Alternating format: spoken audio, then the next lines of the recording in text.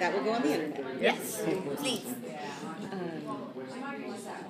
Who wants to start? I could ask all of you questions. What's your favorite part of Defiance? Who's your favorite character in Mississippi? Amanda Amanda, of course. It's always Amanda. Yeah. So Amanda's been going through a pretty dark path. This You're a little dark. So are things going to look up for her? Like we heard Kenya might be reappearing. Yeah, is that a good thing? Well, For Amanda, it is. I mean, yes. For the rest of the town? No, I mean, I think, at the end of episode 6, we saw that Amanda, had quit Adreno for 2 weeks, so she is starting to get her life back together. She's trying to figure out, who would have put an implant in her, an ego implant, like that doesn't make any sense. We do start to see her getting certain parts of her life back together. But, she's surrounded by certain people that don't have her best interests at heart, and, she's kind of in the crosshairs of danger. Do you think, do you think Nolan is one of those people that might not have her best interests at heart? Or is he one of her friends? What would you... Their relationship is definitely tested this season. Mm-hmm. How so? Explain. Elaborate. Let's just say it's just tested, and it's tested in a big way. Mm-hmm. Okay. I really revealed a lot. Awesome. I told you everything. I'm telling you with my eyes. But did you watch them too? Hypnosis. Well, since we're talking about relationships, how about yours and Shtama's? How is that going to change as the season progresses? Well, I mean, there's one big secret that Stama has that would destroy Amanda, and would destroy the friendship that's developed. I'd be interested to see if that plays itself out this season. Okay. You guys are tricky. This is a tricky game. Why do you think they make Tony leave? Oh, really? Yeah. I'm trying to be. You're all tricky. I don't know, all of you. I've got my no spoiler reader. Well, to the degree that you can tell us, what was your favorite thing to film for this season? Favorite thing to film? As difficult as it was, that scene between Nolan and I in the alleyway where it was like the hallucination, as difficult as it was because it was extremely emotionally charged, it was good. I mean, I left exhausted after that scene that day, and I left proud of my work and proud of what we had to do together. And Grant is great to work with. He is solid. Man, I rail on him so many times physically, just pound on him, and he never once complains, and he doesn't even take a step backward.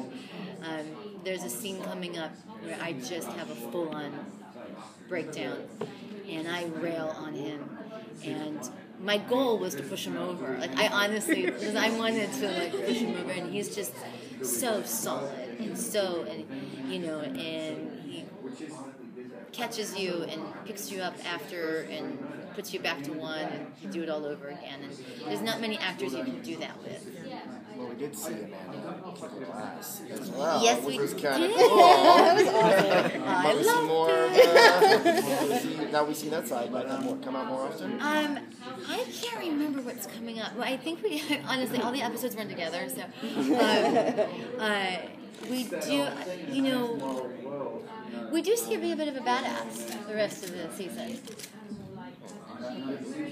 I loved kicking that guy's ass, though. And by the way, that poor stunt guy. So our director was like, I really kicked the shit out of him. And I was like, but I don't want to. And he's like, no, really do it. And I was like, okay. When you ask me to really do something, I really do it. I mean, I beat that guy up. I beat him up so bad. And he took it, and he was a stunt guy, so he was used to it. But I went full out on him. It was fun. I didn't have to go to therapy for a month. Yeah. Great job. I was so happy. Yeah, I could actually like handle customer service on the phone. My God. Without getting angry. It was awesome. Traffic, no problem.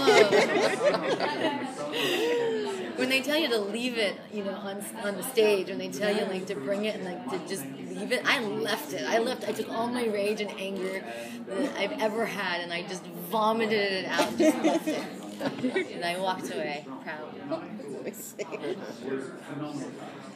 Have you had to go through any kind of special training for scenes like that, or? No, I'm really good at it. No,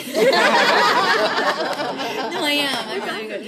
No, yeah, I mean, throughout my career, I've done fight scenes and gun stuff and all that. So I guess over the years, I've had training. I'm a very physical person. I was an ice skater growing up. I was an athlete.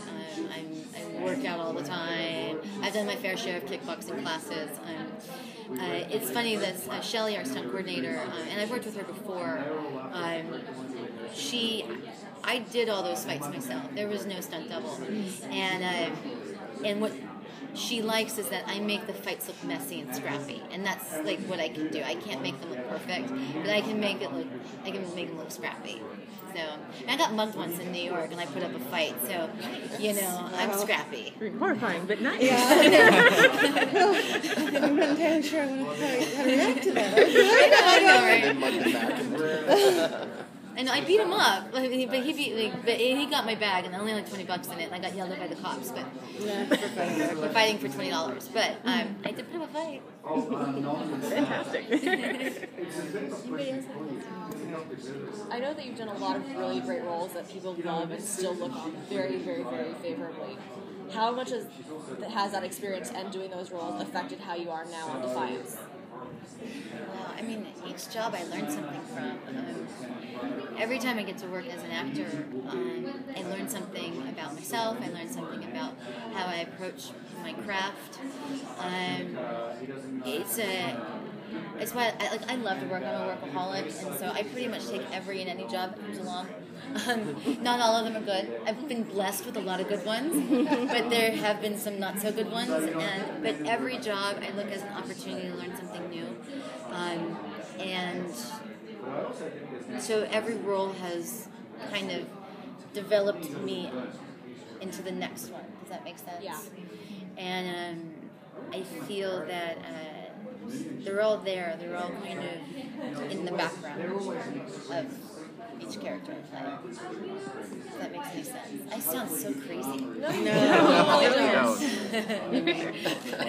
Talking about acting is sometimes can be so esoteric, and you're like, Oh, but it's crazy fantastic. people. To make a fart joke. I don't know what's going on. Hey, think of it this way, at least now, like nowadays with social media, people actually have more of an understanding of what's going on. So Yes. it makes it easier for you to say that stuff and go, okay, yeah, we get that. Yeah, and then I can also explain myself on social media. I like Yeah. that. Because sometimes I say things here at the table and then it's taken out of context, and then I'm like, oh, I didn't really mean it that way. And then I go on social media and I explain things. Has it happened yet? Are you going to have to go on social media right away after this? I don't know, it depends on what you guys write. And I'll see it all, by the way. Are there many pranks going on set? Jokes, pranks? Not with me. I mean, everyone's afraid of me. Slightly. No, I mean, I'm pretty serious on set.